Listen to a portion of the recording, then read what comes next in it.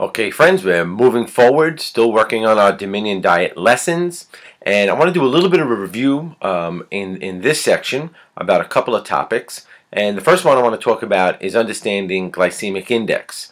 Now, even though it's not this super duper exact science, it will make sense, especially when you're eating certain foods that have the opportunity to cause you to gain weight.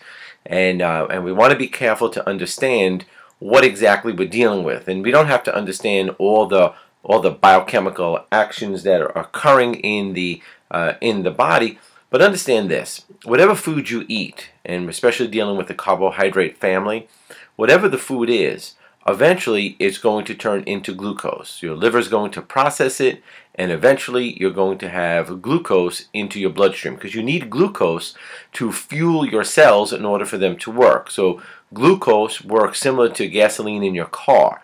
It is the fuel that gives your body the energy, or that gives the cells energy to perform their individual functions. Now, when you eat a certain food, it goes into your stomach, it gets broken down by some digestive enzymes in the stomach, and then it goes into the small intestine, and the pancreas will produce additional enzymes to break down the food into even smaller forms of food, eventually breaking them down into their smallest carbohydrate strands or protein strands or fat and lipids, and it gets absorbed through veins that go from the small intestines into your liver. And then once in the liver, the function, or one of the functions of the liver, is to now process that which came from the food sources that you just ate. Now, in a certain period of time, if you eat a certain food, the glucose, or the energy that's derived from that food, shows up in the bloodstream. Okay, so if you're going to eat a slice of bread and you chew it and you put it goes into your stomach, it begins the digestive process, it gets broken down, and then eventually that which you ate gets in its smallest form gets transported to the liver and then into the bloodstream as glucose. There's a certain time factor. Now, what happens is they base glycemic index off of sugar, okay, just sugar itself. So how fast does sugar get into the bloodstream? And that number starts off at 100, okay? So that's the highest number, because we're dealing with simple sugar in, and then they would check your blood sugar to see when that blood sugar begins to spike in a certain period of time. It could be 3 minutes, 5 minutes, 15 minutes. It depends on how fast that blood sugar begins to spike from the food you ate to determine what the glycemic index is. So they use a number, or a numbering system, and simple sugar or simple glucose is 100. And anything that's close to glucose is as fast as you can get into the bloodstream as possible. So certain foods, depending on the availability of simple sugars in those foods, will have higher glycemic index. So if we have a piece of fruit, like a pineapple, it has a fairly high glycemic index because most of it is in a simple carbohydrate form. So the pineapple would be a higher glycemic index fruit, simply because it has a higher content of simple sugars in its makeup, in its carbohydrate makeup. Okay. Now, other fruits like pears and apples will have a lower glycemic index, and it even lowers the glycemic index on those fruits that would have the outer layer on it that you would eat. So when you eat the apple with the skin on it, it actually drops the glycemic index. When it comes to whole grains in the forms of pastas and breads, okay, the more whole grain it is, the more fiber, or the more of the husk that was left on in the process, of course, the lower the glycemic index. When you have brown rice opposed to white rice, the brown rice is going to have a lower glycemic index because of the husk. It just gets processed over the simple sugar slower. So one of the things you may want to do is an internet search. And again, it's not this super duper exact science, because you may look on one site and it'll give bread a certain number, it'll give your favorite cereal a certain number. Then you go to another site and you look up the same foods, and it may be slightly different, but it'll still be in the same ballpark. Okay, foods that are under 50 on the glycemic index scale are usually foods that would be considered lower glycemic index foods, and those would be your better choices. Okay, the more we choose low glycemic index choices, the slower the glucose goes into the blood, the longer your body stays or feels that you're full from the meal, the decreased chance of spiking your blood sugar. So if you have concerns about being diabetic or pre-diabetic, whatever that term is that the medical world made up, then you want to choose the lower glycemic index foods. Okay, so that's understanding how the food eventually gets to sugar. And whenever we're either eating certain foods or even when we're doing our exercises and we're recording things down, always try to be as accurate as possible. Now I know I don't stress or encourage you to get a scale and a tape measure to measure your foods, and you don't have to get one of those measuring cups to put your your grains in it every morning. You want to be able to do it once or twice, and when you put it in the plate, take a mental picture so you have an idea, so you know the difference between a cup and 2 cups, and then eventually you know the difference between a cup and a cup and a half, and you'll be able to be kind of accurate.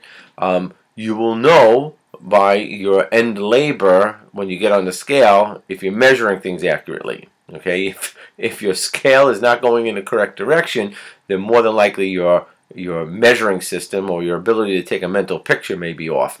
But try to be as accurate as possible, and that goes with all the categories. The times, remember, just to review the times are important because we don't want to have too long a period of time between meals, because we don't want to have that fluctuation in blood sugar. We want our metabolism to stay steady. We don't want it to have to speed up because we ate too much and slow down because we haven't had a meal in 6 hours. So minding the accuracy and the times and the amount of food. You can even make notation, like we spoke about the glycemic index. Maybe make a notation on your chart that this was a good choice of a low glycemic index food. All this will help you in certain other matters, like for example when you're shopping and you're preparing your foods. When you make your shopping list, start from the things you definitely need in order to be successful. And for the most part, with most people, that's making sure that you put a good variety of greens, different vegetables, different fruits on the top of your list. Make sure you cover that first. Don't put the frozen pizza, the butter, the milk, and the eggs on the top of the list. Put the spinach, the broccoli, the peas, the carrots, the different salads and stuff that you want to be able to get your amount of vegetables in.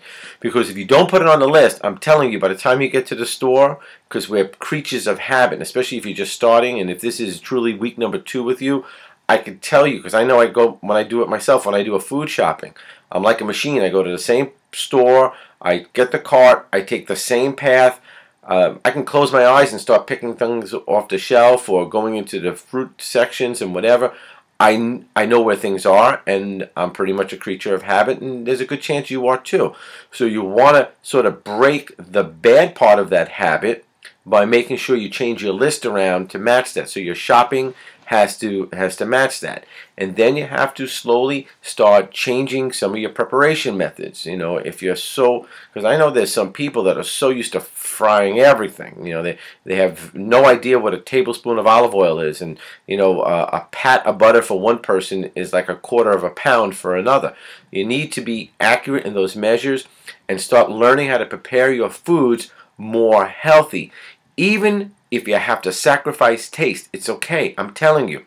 If you think about it, if you sacrifice taste for a few days and a few weeks, and you start eliminating the stuff that you think tastes so good to you, okay, but is purely not healthy for you, in a few days or a few weeks, you'll get used to not having so much butter or so much cheese or so much salt or so much of something that is unhealthy for you on your foods.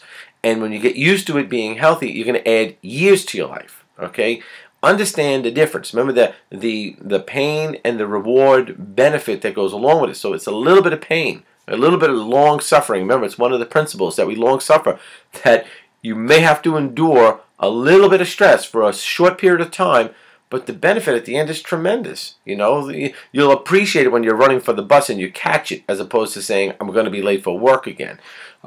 So it's important to do that. Another aspect that we need to also be aware of is, like when we're at a party or we're at an event.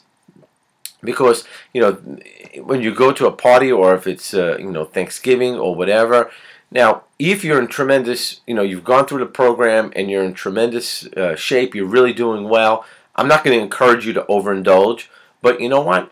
You've built a habit of doing it right, doing your exercises and managing your foods.